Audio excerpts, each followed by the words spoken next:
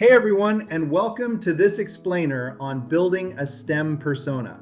I'm Dan Hawkins, and today we're taking a practical, hands-on approach to demystifying your Module 2 milestone for IT-226, building a STEM persona. Before we get started, I want you to step out of your student mindset for a moment and drop into a role play scenario. Picture this. You're the manager of a software development team at Optimum Way Development, Inc. You've got real projects, real stakeholders, and some very real communication challenges to solve. That's the mindset we're working from. And I'm excited to walk you through the blueprint that will help you tackle this milestone with clarity and confidence. Let's get right into it. I want to start with a simple idea that drives this entire milestone. If you try to target everyone, you won't reach anyone. Here's why that matters. When you aim your communication at a huge, vague, faceless audience, you lose the ability to choose the right tools, the right terminology, and the right level of technical depth. A marketing director and a software development director don't think the same way, don't care about the same things, and definitely don't share the same level of technical literacy. So if you want your message to land, you have to narrow your focus. A clear, specific audience is what makes effective STEM communication possible. To keep our cognitive load low, here's a quick roadmap for where we're headed.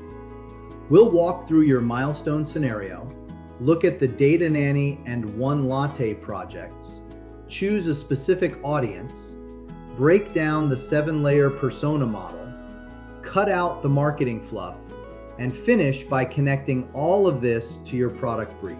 All right, let's jump into section 1, your Module 2 milestone and the scenario we'll be working with this week. So let's go back to that role play scenario. As the manager at Optimum Way Development, your director needs a product brief that explains your current projects to clients. The persona you're building is the tool that gets you there. It's the thing that shapes how you communicate, the tone you use, the level of detail you include, and how you explain the technical parts. This slide lays out the core steps you'll follow.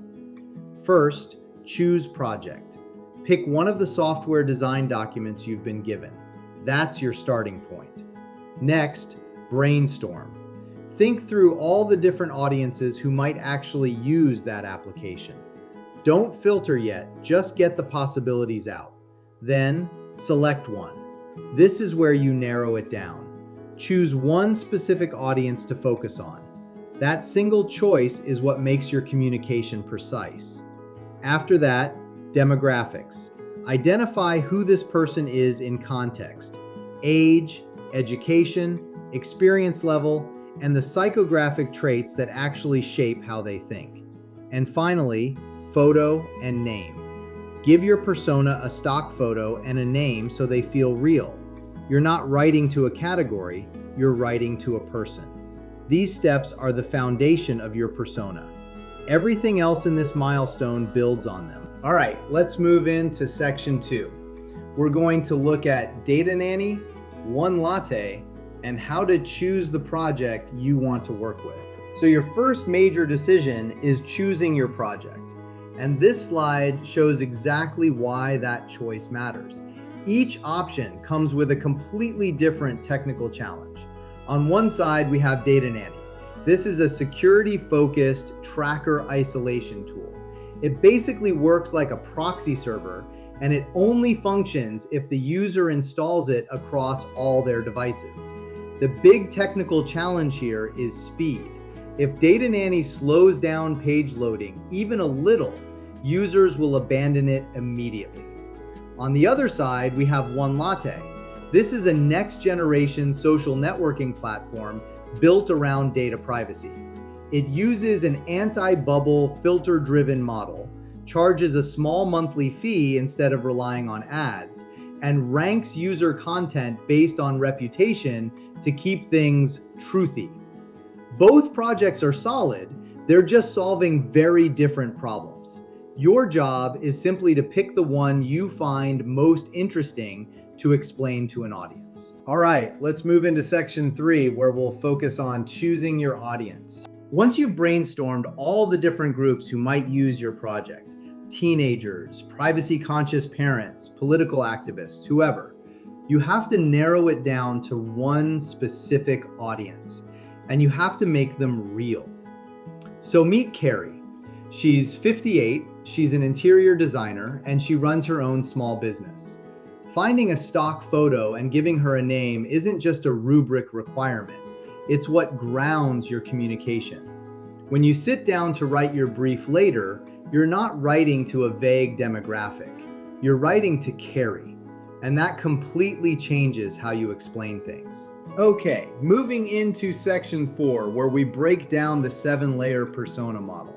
To really ace this milestone using the 7-layer model, you need to define two very different things: demographics and psychographics.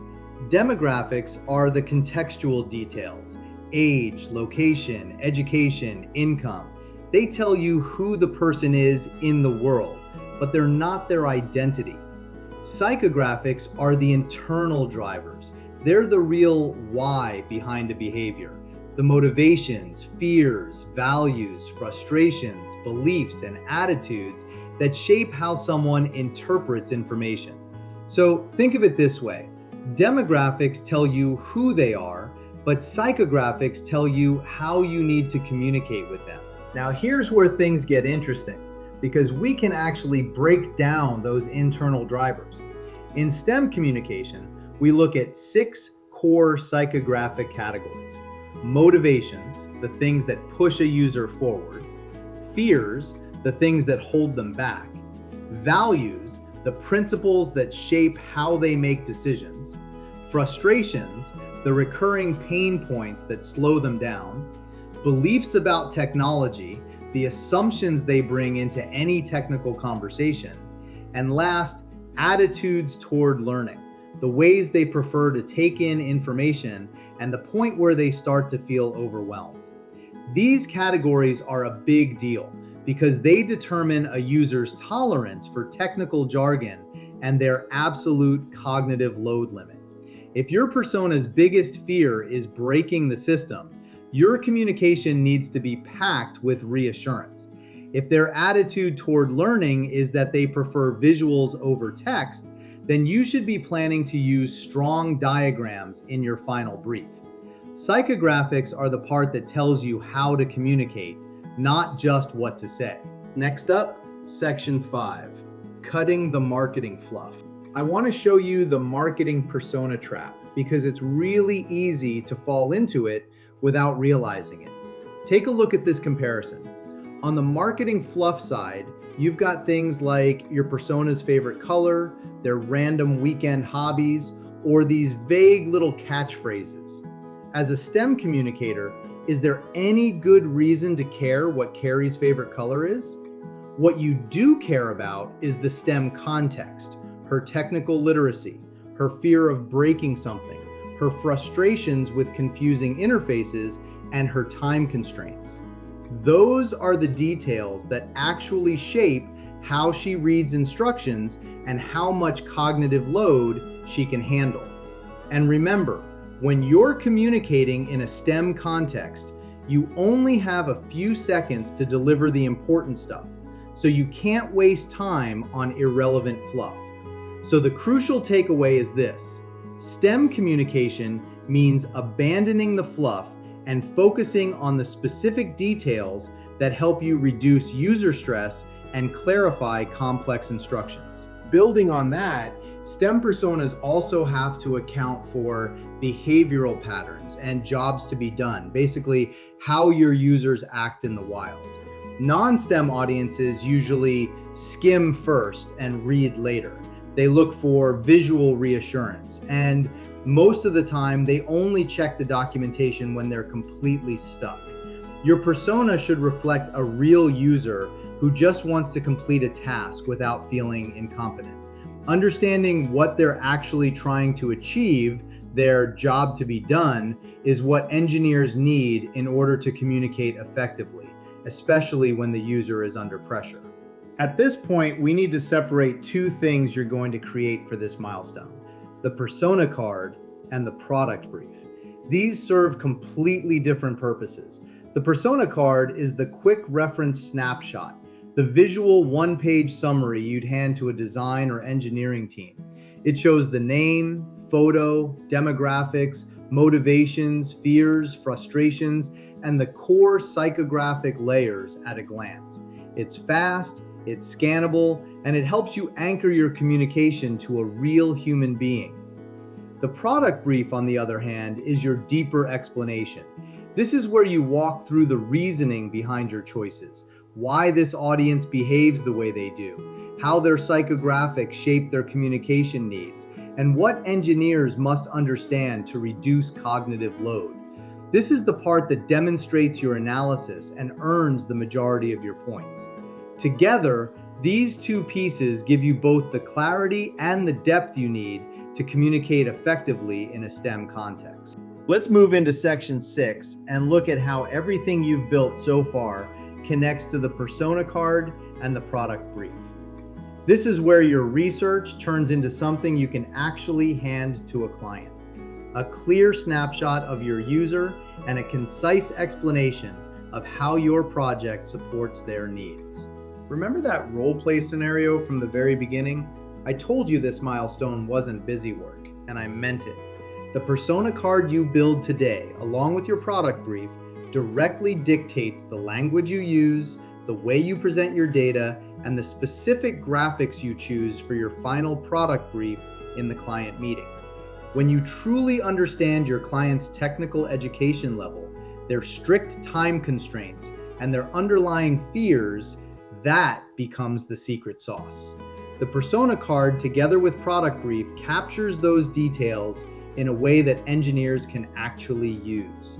It's what turns a dry, confusing technical document into a highly effective, genuinely persuasive communication. So I want to leave you with a provocative thought as you jump into this assignment. Look at the persona you're starting to build in your head right now. Ask yourself, how will the specific psychographic fears and frustrations you just outlined change the very words you choose for your final product brief? Seriously, if your client is terrified of looking foolish, how will you simplify your explanation of DataNanny's proxy server or One Latte's algorithm so they feel smart, confident, and in control? If they're overwhelmed by technical jargon, how will you adjust your tone? If they're anxious about time, how will you streamline your visuals? Keep that question front of mind, and you're going to create an absolutely incredible milestone. Good luck. You've got this.